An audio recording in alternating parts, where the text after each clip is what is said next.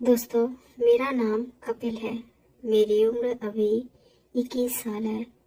आज मैं अपनी सच्ची कहानी बताने जा रहा हूँ। आशा है आप सबको बहुत पसंद आएगी। अगर कहानी अच्छी लगे तो एक लाइक ज़रूर कर देना। चैनल पर पहली बार आए हो तो सब्सक्राइब कर लेना। और हाँ, गंदे कमेंट मत करना प्लीज़। ये कहानी केवल आपके मनोरंजन के लिए है। तो चलिए कहानी को आगे बढ़ाते हैं। मैं ग्वालियर शहर से हूँ। मेरा घर ग्वालियर में ही था, लेकिन मेरा घर कॉलेज से बहुत दूर था, इसलिए मैं अलग रूम लेकर रहने लगा। मैं जिस फ्लैट में रहता था, उस फ्लैट की मालकिन के बेटे की अभी अभी शादी हुई थी।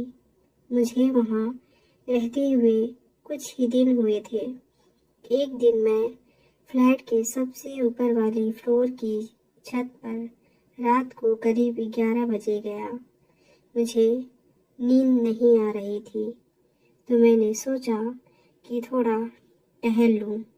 मैं छत पर जैसे ही गया तो मैंने देखा कि सफ़ेद लेगिंग लाल कुर्ती में एक लड़की खड़ी है। मैंने पहले तो कुछ देर सोचा और फिर मैं उसके पास जाकर खड़ा हो गया। तभी मैंने देखा उसके गले में तो मंगलसूत्र है।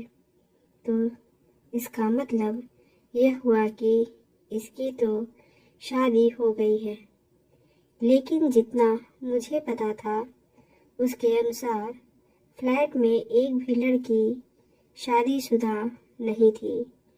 फिर मैं उन भाभी के पास गया और मैंने उनसे पूछा, क्या आप यहाँ रेंट से रहती हैं? उन्होंने अचानक से मुड़कर देखा और मुझे देखती हुई वे थोड़ी देर तक देखती रही। मैं समझ गया कि भाभी भी और दूसरी लड़कियों की तरह मुझ पर मोहित हो गई हैं। जी हाँ दोस्तों, मैंने ऐसा इसलिए लिखा क्योंकि मैं शरीर से एकदम सुडौल बंदा हूँ। मेरी हाइट 5 फीट 8 इंच है और मेरा रंग भी एकदम गोरा है। मुझे देखकर कोई भी लड़की एकटक देखती ही रह जाती है। मेरे साथ ऐसा पहली बार नहीं हुआ था, तो मैं समझ गया कि भाभी भी मुझे देखकर आकर्षित हो गई हैं।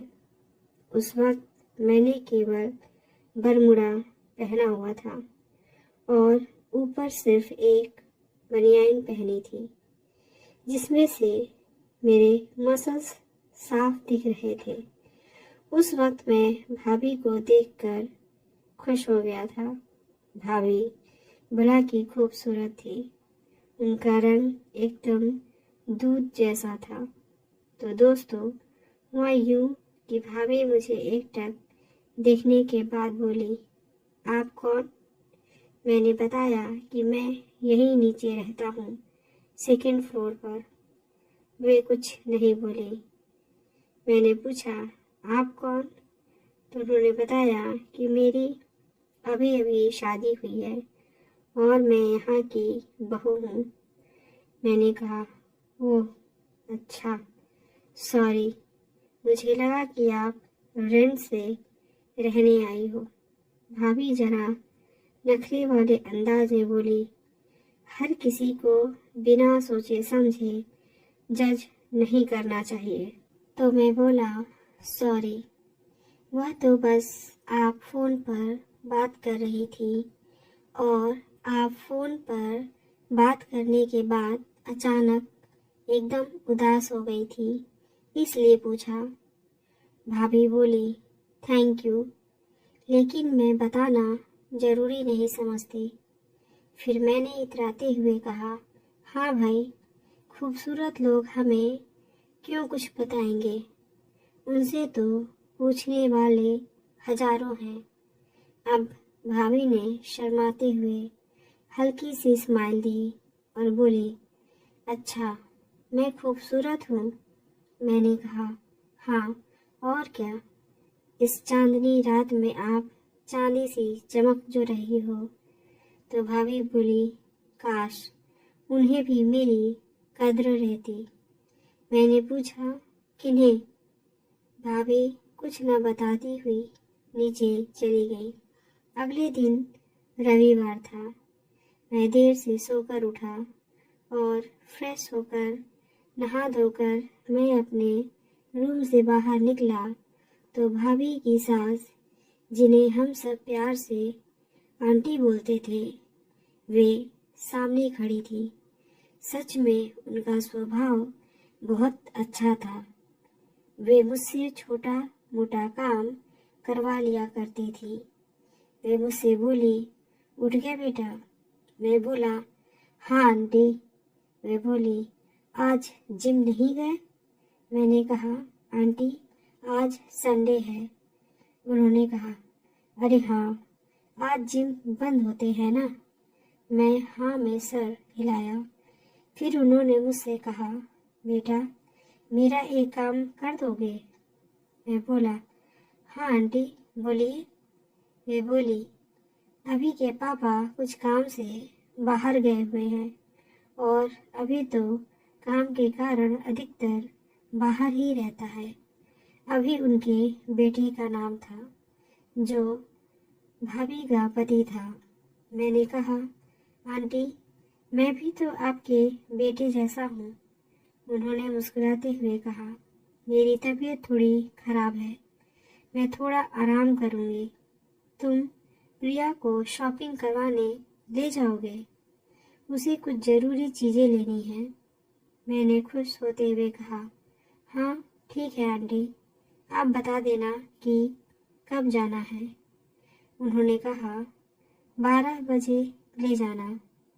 प्रिया उन्हीं भाभी का नाम है जिनकी अभी अभी शादी हुई थी।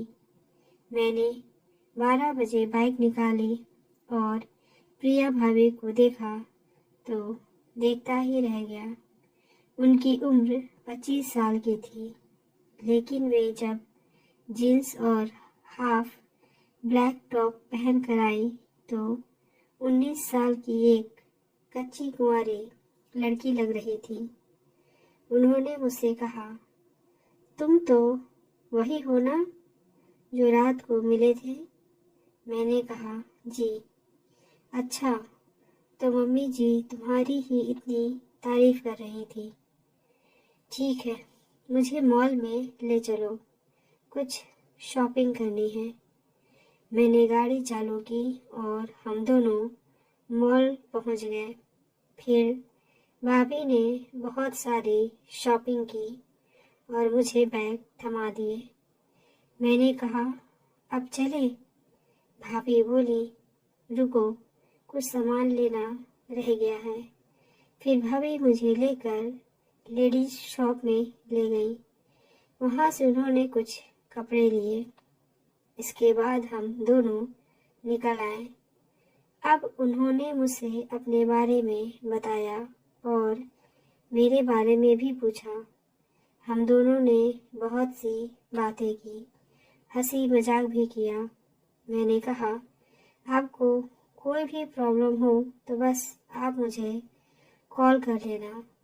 उन्होंने मुझे अपने 2 नंबर दिए। फिर हम घर आ गए। इसके बाद 4 दिन बीत गए, लेकिन भाभी कहीं दिखी ही नहीं और मैं भी अपने कॉलेज के एग्ज़ाम के कारण फ्री नहीं था। कुछ टाइम बाद मुझे व्हाट्सएप पर मैसेज आया। मैंने भेजने वाले की डीपी देखी तो समझ आया कि प्रिया भाभी हैं। उन्होंने मुझसे इधर उधर की बातें की और बोली, मैं मायके में हूँ, कल ससुराल आऊँगी। मैंने कहा, तभी तो ये घर सूना सूना सा लग रहा था। मेरी बात पे वे हंस दी और बोली, कॉल पर बात करें? मैंने कहा, हाँ ज़रूर। उनका फ़ोन आया और हम दोनों ने रात को काफ़ी देर तक कॉल पर बात की। बात करने के दौरान ही उन्होंने बताया कि शादी वाले दिन भी उनका पति थक कर सो गया था और काम के कारण अगले दिन वह 1 महीने के लिए बाहर निकल गया था। मैंने भाभी से बोला, आप टेंशन मत लो, मैं हूँ ना। तो वे बोली, तुम खुद लड़कियों से इतनी दूर दूर भागते हो। मैंने कहा, आप कल आ जाओ यहाँ, फिर आपको पता लग जाएगा। मैं आपको थका कर रख दूंगा। वे हंसकर बोली, और ऐसा न हुआ तो? मैंने कहा, तो जो सज़ा मिलेगी उस सज़ा को स्वीकार कर लूँगा। ऐसी ही बातें होने के बाद हमारी बातें खत्म हुई और भाभी अगले दिन अपने ससुराल वाले घर आ गई। मैंने उनको देखा, जवाब में उन्होंने हल्की सी मुस्कान दे दी। ऐसे ही दिन बीत गया और हम दोनों रात होने का इंतज़ार कर रहे थे। भाभी के सास ससुर ग्राउंड फ्लोर पर रहते थे। भाभी 3rd फ्लोर पर और मैं 2nd पर।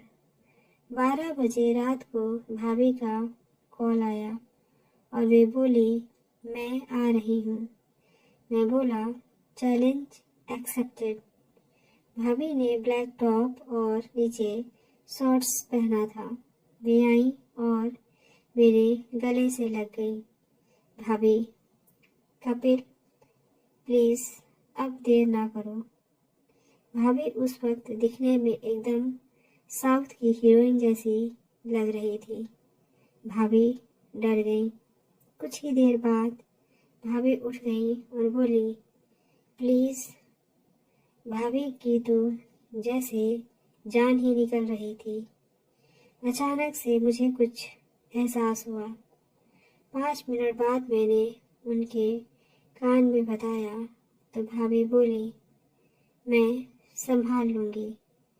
भाभी ने मुझे थैंक यू कहा। कैसी लगी आपको ये कहानी? कमेंट करके ज़रूर बताइएगा। मिलते हैं अगली कहानी के साथ।